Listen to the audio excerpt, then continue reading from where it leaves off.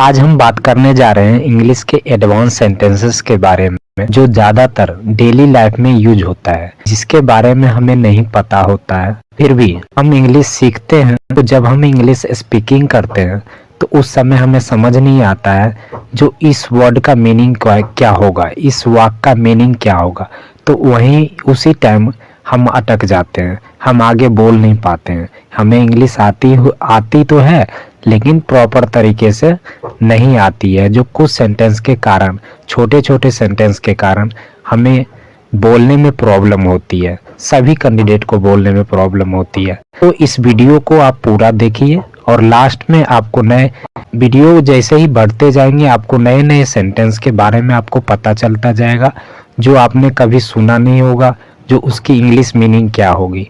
तो उस तरह के सेंटेंसेस आपको इस वीडियो में, जैसे जैसे वीडियो आगे बढ़ेगा, लेक्चर आगे बढ़ेगा, आपको उस तरह के सेंटेंस मिलते जाएंगे जो आप अच्छे से सीख पाएंगे और आगे आप यूज कर पाएंगे, अच्छे तरीके से अपने फ्लुएंसी को बिल्ड कर पाएंगे। जैसे आपको कहना हो किसी बात को लेकर, किससे पूछकर तुमने उसे बताया, किससे पूछकर तुमने उसे कहा, किससे पूछकर तुमने ये बुक पढ़ा, किससे पूछकर तुमने ये चीजें हमें बता रहे हो।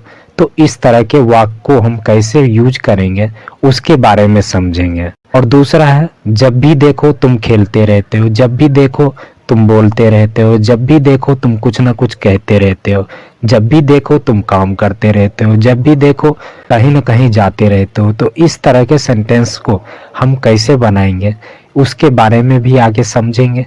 तो और भी सेंटेंसेस ऐसे भी हैं, कभी तो खेल लिया करो, कभी तो पढ़ लिया करो, कभी तो जाया करो, कभी तो उससे बात कर लिया करो।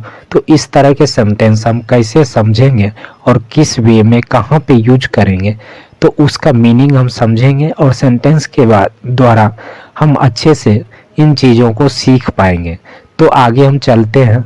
जैसे जैसे वीडियो बढ़ेगा आपको सेंटेंस, नए नए सेंटेंस फ्रेम करने को आपको मिलता रहेगा। जैसे आप इसमें देख सकते हैं, किससे पूछकर, इसका सेंस निकलता है बाय आस्किंग। तो बाय आस्किंग होम का यूज इसमें होगा। इसमें अगर कोई भी बाकी सेंटेंस आप टेंस के अनुसार या टेंस के अकॉर्डिंग आप बनाएंगे, उससे पहले आप जो सेंस निकलेगा किससे पूछकर, तो वहाँ पे बाय आस्किंग होम आप लगाएंगे। जैसे स्ट्रक्चर में आप देख सकते हैं, बाय आस्किंग होम प्लस आप आ गया हेल्पिंग वर्ब प्लस सब्जेक्ट आ गया प्लस वर्ब प्लस ऑब्जेक्ट आ गया। तो आप उस सेंटेंस के according is, am, are, have, has या वाज, वेयर आप लगाएंगे। बाकी आपका स्ट्रक्चर जो है इसी तरह से बनेगा। जैसे पहला सेंटेंस आप देख सकते हैं, इसमें बना हुआ है, इससे पूछकर तुमने मेरा लैपटॉप छुआ। Bye asking whom did you touch my laptop.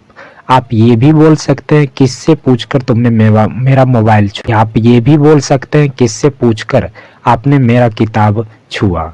आप ये भी बोल सकते हैं, किससे पूछकर आपने मेरा किताब लिया। आप ये भी बोल सकते हैं, किससे पूछकर तुमने उससे बात किया। तो इस तरह के सेंटेंस आप आसानी से बना पाएंगे इस स्ट्रक्चर को समझ के। जैसे और भी सेंटेंस, किससे पूछकर तुमने उसे आमंत्रित, bye asking whom did you invite. तो इस तरह के सेंस में आप ऐसे बना सकते हैं, इंग्लिश में आप ऐसे बोल सकते हैं। किससे पूछकर तुमने उसे फोन किया, by asking whom did you call her. किससे पूछकर तुम बाजार गए, by asking whom did you go to market. अब समझते हैं, कभी तो के सेंस में सेंस निकलता है, उसका मीनिंग निकलता है डू एवर। उसमें स्ट्रक्चर ये बनेगा, डू एवर प्लस वर्ब का पहला रूप प्लस ऑब्जेक्ट। जैसे आप कहना चाहते हैं किसी को, कभी तो पढ़ लिया करो, कभी तो बोल लिया करो, कभी तो वहाँ जाया करो, कभी तो काम कर लिया करो। तो इस तरह के सेंस में आप डू एवर का यूज करेंगे कभी तो के लिए। बाकी आप सेंटेंस में स्ट्रक्चर देख सकते हैं, उसके अकॉर्डिंग आप बनाएंगे।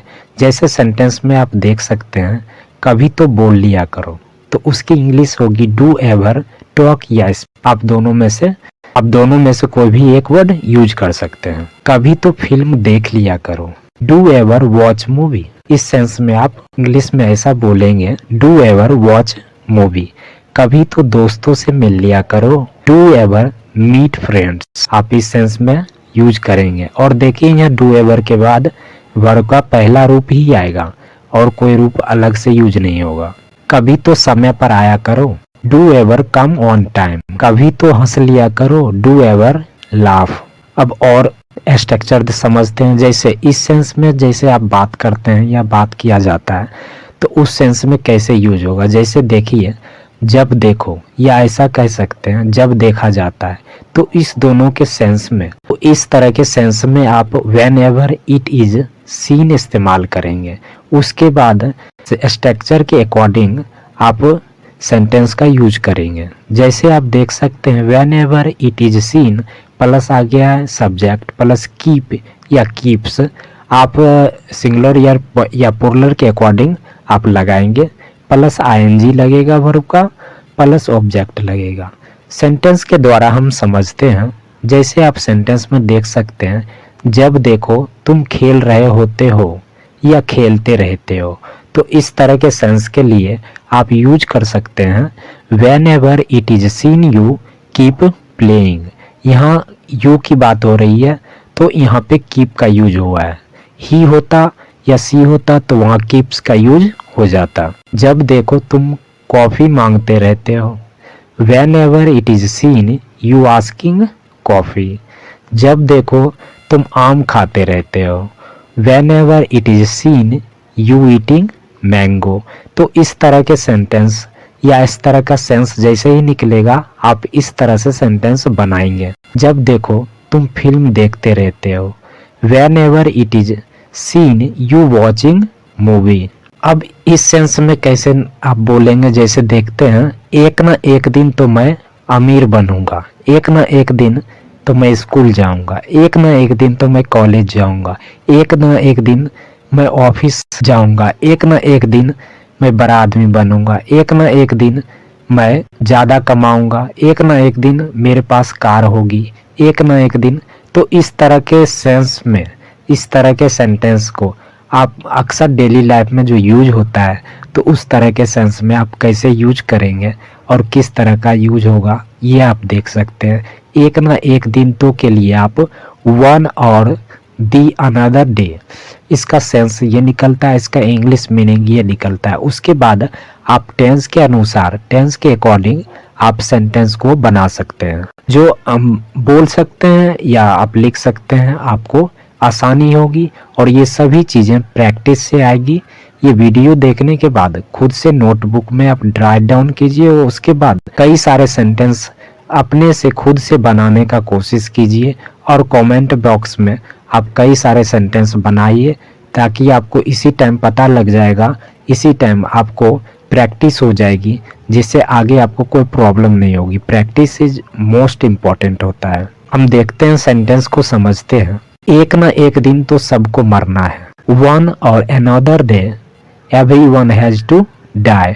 अगर सेंटेंस में आपको कोई प्रॉब्लम होती है टेंस से रिलेटेड तो हमारे प्लेलिस्ट में जाके आप टेंस की वीडियो देख सकते हैं। मैंने टेंस को बहुत अच्छे तरीके से समझाने की कोशिश की है। और मॉडल्स से रिलेटेड अभी आपको कोई प्रॉब्लम है तो आप मॉडल्स की प्लेलिस्ट में जाके आप देख सकते हैं। मॉडल्स को भी मैंने अच्छे तरीके से पढ़ाने की कोशिश की है। चलिए हम आगे चलते हैं। एक ना एक दिन तो तुम बहुत पछताओगे, one or another day you will regret so much. तो इस सेंस में इंग्लिश में आप बोल सकते हैं one or another day you will regret so much. एक ना एक दिन तो हमारा समय आएगा, one or another day our time will come. एक ना एक दिन तो मैं वहां जाऊंगा, one or another day I will go there.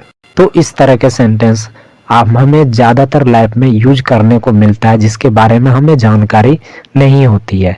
ये वीडियो कैसा लगा इसका फीडबैक कमेंट बॉक्स में ज़रूर दीजिएगा और कमेंट बॉक्स में 8 से 10 सेंटेंस अपने हिसाब से ज़रूर बनाइए और प्रैक्टिस कीजिए जिससे आपको जल्दी ही आ जाए और आसानी से आप बोल पाए। Thank you so much.